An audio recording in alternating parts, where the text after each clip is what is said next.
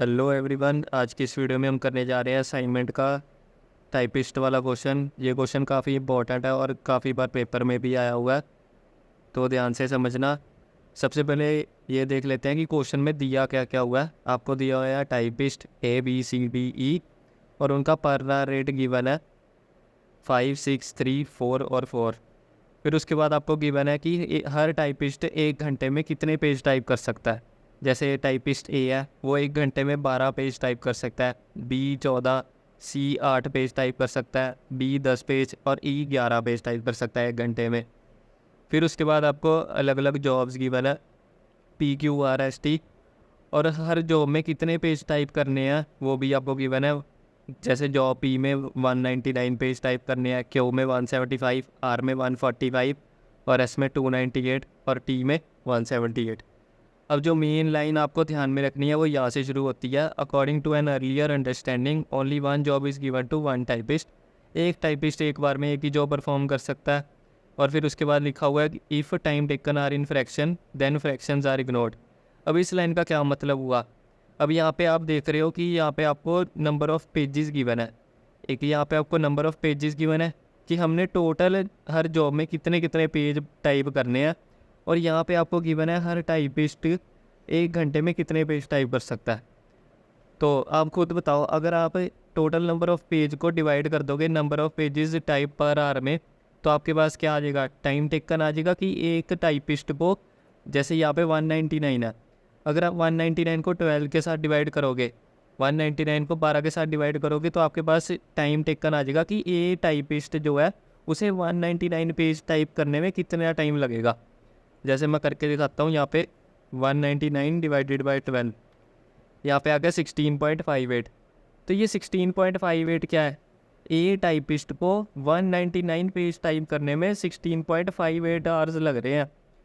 तो इस लाइन का क्या मतलब हुआ? वो कह रहा है कि अगर टाइम आपका फ्रैक्शंस में आ जाए तो आप फ्रैक्शंस को क्या करो? इग्नोर कर दो।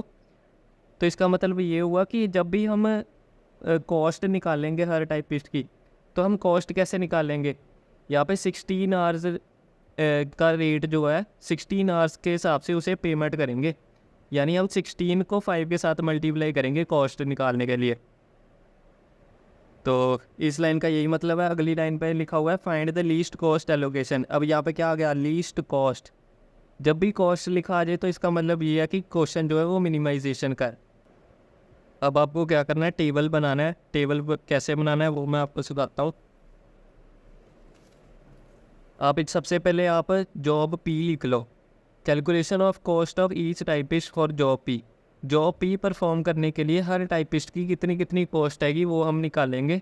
जॉब P में आप देखो तो कितने पेज टाइप करने थे? 199। जॉब P के लिए 199 पेज टाइप करने थे। तो हम यहाँ पे लिख लेते हैं टाइपिस्ट नंबर ऑफ़ पेजेस 199 और फिर number of pages typed per hour, कि हर टाइपिस्ट 1 घंटे में कितने कितने पेज टाइप कर सकता था। A 12, B 14 पेज टाइप कर सकता था, C 8, D 10 और E 11। फिर उसके बाद टाइम टेकन निकालना है। टाइम टेकन निकालने के लिए हम क्या करेंगे? 199 को 12 के साथ डिवाइड करेंगे। 199 डिवाइडेड बाई 12 कितना आया? 16.58 आ जाएगा। ऐसे ही हम सभी का टाइम टेकन निकालेंगे कि हर टाइपिस्ट को 199 पेज टाइप करने के लिए कितना टाइम लगेगा।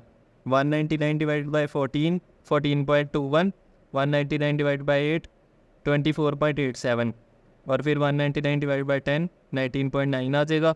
199 डिवाइडेड बाई 11, 18.09 आ जाएगा। अब क्वेश्चन में लाइन लिखी थी कि फ्रैक्शंस हमें इग्नोर करनी है।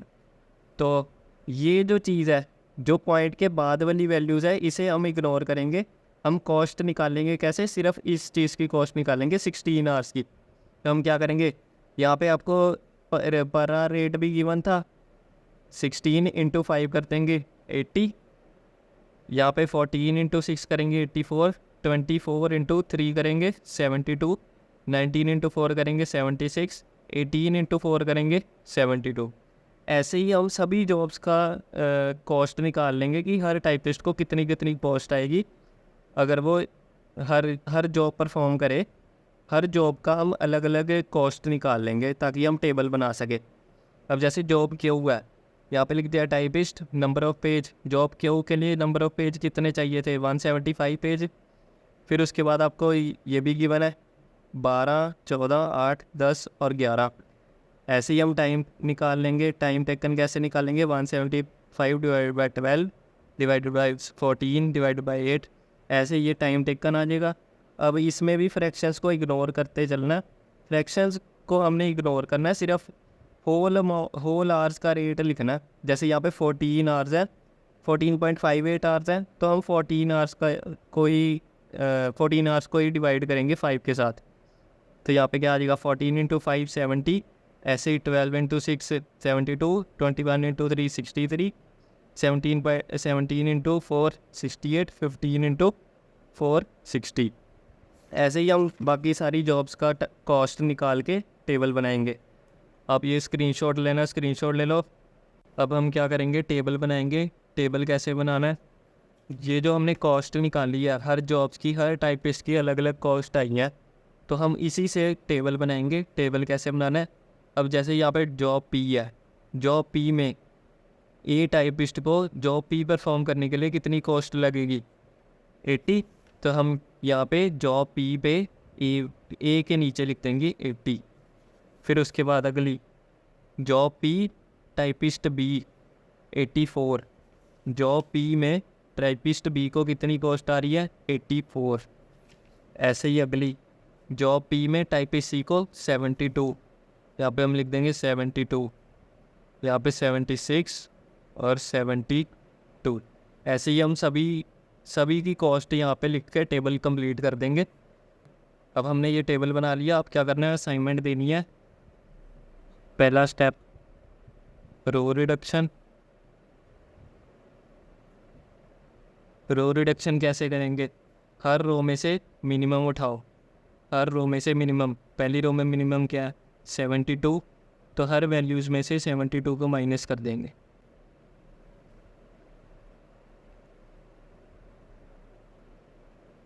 पहली रो में मिनिमम 72 है, तो 80 माइनस 72 8, 12 0 4 और 0। फिर दूसरी रो में मिनिमम 60 10 12 3 8 0। तीसरी रो में मिनिमम 52 8 8 2 4 और 0। फिर उसके बाद अगली रो में मिनिमम 108 है, 12 18 3 8 और 0। फिर आखिरी रो में मिनिमम कौन सा है, 64, यहाँ पे आ जाएगा 6 8 2 4 और 0। अब नेक्स्ट स्टेप क्या, कॉलम रिडक्शन। कॉलम रिडक्शन कैसे करते हैं, जो हमने रो रिडक्शन करने के बाद टेबल बनाया है, इस टेबल में से हर कॉलम में से मिनिमम उठा के उसी कॉलम में से माइनस कर देना। जैसे ये देखो, पहले कॉलम में मिनिमम क्या 60, पहले कॉलम में मिनिमम क्या 6, तो हम सारी वैल्यूज़ में से 6 को माइनस कर देंगे।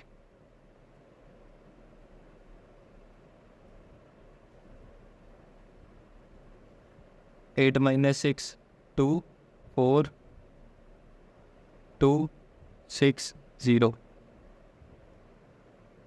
इस कॉलम में मिनिमम क्या 8 4 4 0 10 और 0। इस कॉलम में मिनिमम 0 है, तो सभी में वैल्यू सेम ही आ जाएंगी। अब इस कॉलम में मिनिमम 4 है, 4 माइनस 4 0 4 0 4 और 0। अगर इस कॉलम में तो सारी वैल्यू 0 ही है, तो 0 ही आ जाएगा। अब क्या करना है, अब असाइनमेंट देनी है। असाइनमेंट कैसे देते हैं, सबसे पहले हर रो में से देखो कि कहीं सिंगल ज़ीरो है। पहली रो में सिंगल ज़ीरो नहीं है, दूसरी रो में सिंगल ज़ीरो, ये रही, इसे असाइनमेंट दे दी, और इसके ऊपर नीचे वाली सारी ज़ीरोस काट दो। जब भी हम रो वाइज देख रहे हैं और अगर हमें कोई असाइनमेंट मिल जाती है, यानी सिंगल ज़ीरो मिल जाती है, तो हम उसके कॉलम में से जितनी भी ज़ीरो आएंगी वो सारी ज़ीरो माइनस कर देंगे। अब तीसरी रो में सिंगल ज़ीरो नहीं है, चौथी रो में सिंगल ज़ीरो नहीं है, पांचवी रो में सिंगल ज़ीरो नहीं है। अब क्या करना है, एक बार रो वाइज देख लिया, अब कॉलम वाइज देखना शुरू करो। पहले कॉलम में सिंगल ज़ीरो ये रही, उसके सामने वाली ज़ीरोस काट दो। अब हम कॉलम वाइज देख रहे हैं तो हमने उस रो में ज़ीरो काट देनी है। अगली कॉलम में सिंगल ज़ीरो ये रही, उसके सामने वाली ज़ीरो काट दो। फिर उसके अगले कॉलम में सिंगल ज़ीरो ये रही, ये वाली ज़ीरो काट दो। अब मैंने आपको बताया था कि जितनी जॉब्स होंगी या जितने भी टाइपिस्ट होंगे उतनी ही असाइनमेंट आनी चाहिए थी। यहाँ पे टाइपिस्ट कितने 5 और जॉब्स भी 5 है, तो 5 ही असाइनमेंट आनी चाहिए थी, लेकिन हमारे पास कितनी आई है 1 2 3 और 4, यानी इसका मतलब एक असाइनमेंट कम आई है। तो अब हम क्या करेंगे, अब हम सबसे पहले देखेंगे कि कोई ऐसी रो तो नहीं है जहाँ पे कोई भी असाइनमेंट ना मिली हो। अब यहाँ पे देखो, यहाँ पे इस रो में कोई असाइनमेंट नहीं है, तो हम क्या करेंगे, सबसे पहले इस रो को टिक कर देंगे, ये हमारा फर्स्ट स्टेप हो जाएगा। फिर उसके बाद क्या करना है, जोन सी रो टिक की है उस रो में देखो कि कहीं ज़ीरो है, ये रही ज़ीरो, चाहे हमने काट दिया लेकिन ज़ीरो तो है, तो हम वो कॉलम टिक कर लेंगे, ये दूसरा स्टेप। फिर उसके बाद जोन सा कॉलम टिक किया उस कॉलम में देखो कि कहीं असाइनमेंट है, तो हमने इस कॉलम में देखना है असाइनमेंट है, ये रही असाइनमेंट, तो हम इस रो को टिक कर लेंगे। ये हो गया हमारा तीसरा स्टेप। अब ये एक चीज़ मैंने आपको कहा था कि याद रखना हमेशा, जब भी कटिंग करनी है मार्क्ड कॉलम और अनमार्क्ड रो को काटना है। मार्क्ड कॉलम कौन सा है, ये हमने मार्क किया कॉलम, तो इसको काट दो।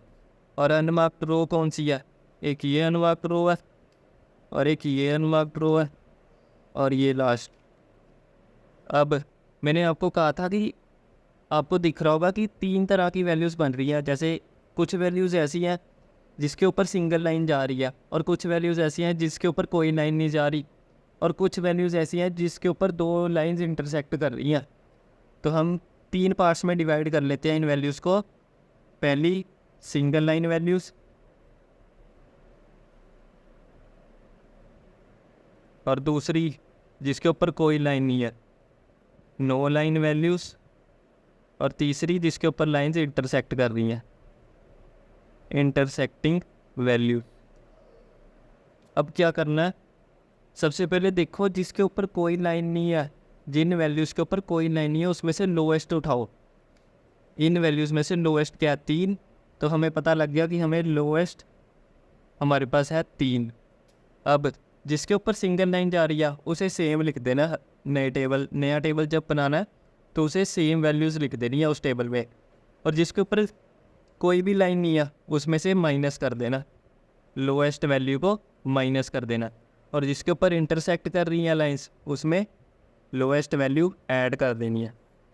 अब नया टेबल बनाते हैं, यहाँ पे लिखो A B C D और E, यहाँ पे आ जाएगा P Q R S और T।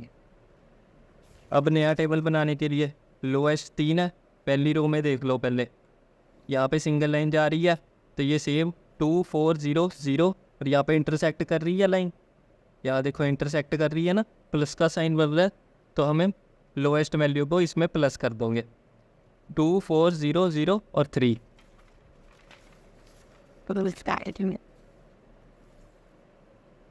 2 4 0 0 और 3। फिर उसके बाद अगली रो में यहाँ पे कोई लाइन नहीं है तो इसमें से माइनस करनी है लोएस्ट, 4 - 3 1 1 0 1, और यहाँ पे सिंगल लाइन है तो इसे सेम 0 1 1 0 1 और 0। अगली रो में 2 0 2 0, और यहाँ पे इंटरसेक्ट कर रही है तो +3,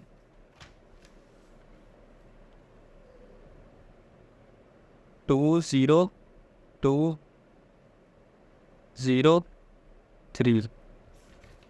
फिर उसके बाद अगली में 6 - 3 3 7 0 1 और 0, 3 7 0 1 और 0। अगली रो यहाँ पे सिंगल लाइन है तो ये सेम 0 0 2 0, और यहाँ पे +3, 0 0 2 0 और 3। अब ये हमने नया टेबल बना लिया, अब इस टेबल में हम दोबारा से सिंगल ज़ीरो ढूंढेंगे और असाइनमेंट देंगे।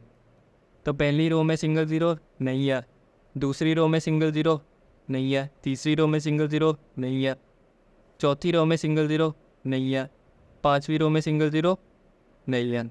कोई बात नहीं, अब हम कॉलम वाइज देखेंगे। पहले कॉलम में सिंगल ज़ीरो ये रही, तो उसके सामने वाली ज़ीरोस काट दो। दूसरे कॉलम में सिंगल ज़ीरो ये रही, उसके सामने वाली ज़ीरो काट दो। अब तीसरे कॉलम में सिंगल ज़ीरो देखो नहीं है, चौथे कॉलम में सिंगल ज़ीरो ये रही, उसके सामने वाली ज़ीरोस काट दो। फिर उसके पांचवें कॉलम में सिंगल ज़ीरो देखो नहीं है। अब दोबारा से रो वाइज देख लो एक बार। पहले रो में तो होगी, दूसरे रो में सिंगल ज़ीरो नहीं है, तीसरे में होगी, चौथे में सिंगल ज़ीरो नहीं है। अब आपको दिख रहा होगा कि ये जो ज़ीरोज़ है चार, ये चार ज़ीरोज़ एक साथ आ रही है, आमने सामने आ रही है। अब जब भी चार ज़ीरोज़ आमने सामने आ जाए ना, आप क्या करो, सबसे पहले आप जो मेन टेबल है उसमें आ जाओ। उसमें देखो कि यहाँ पे एक तो इस जगह पे सिंगल ज़ीरो है, एक इस जगह पे सिंगल ज़ीरो है, और एक इस जगह पे सिंगल ज़ीरो है, और एक यहाँ पे है। अब आप देखो, मान लो अब आपको क्या करना है, सिर्फ आपको अपने हिसाब से असाइनमेंट देनी पड़ेगी। चाहे तो आप इसको असाइनमेंट दे दो और इसको काट दो और इसको काट दो, बचेगी ये ज़ीरो, और आपको इसको असाइनमेंट देनी पड़ेगी। और अगर आप चाहो इसको असाइनमेंट दे दो और इसको काट दो, और ये वाली ज़ीरो बचेगी और आप इसको असाइनमेंट दे दो। लेकिन लेकिन लेकिन इससे पहले आप मेन टेबल में देख लो एक बार कि आप जब भी असाइनमेंट देने लगो, अगर तो मिनिमाइज़ का क्वेश्चन है तो मिनिमाइज़ के क्वेश्चन में आप देख लो कि इन दोनों का टोटल और इन दोनों का टोटल, अगर किसी का टोटल कम है तो आप उस हिसाब से असाइनमेंट दोगे। जैसे यहाँ पे 63 और 108 है, 63 + 108 171 आएगा, और यहाँ पे 60 + 111 है, तो इन दोनों का टोटल भी 171 नहीं आएगा। अगर मान लो इन दोनों का टोटल 170 होता और इन दोनों का 171 होता, तो आप इसको असाइनमेंट देते, तो आप ये वाली ज़ीरो को असाइनमेंट देते, ये देखो, तो आप यहाँ पे असाइनमेंट देते और इन दोनों को काटते, और फिर आपके पास ये ज़ीरो बचती और आप यहाँ पे असाइनमेंट दे देते। तो कहने का मतलब क्या हुआ कि मेन मोटिव यही है कि जब भी आपने असाइनमेंट निकालनी है तो ट्राई करना है कि लीस्ट से लीस्ट कॉस्ट आए।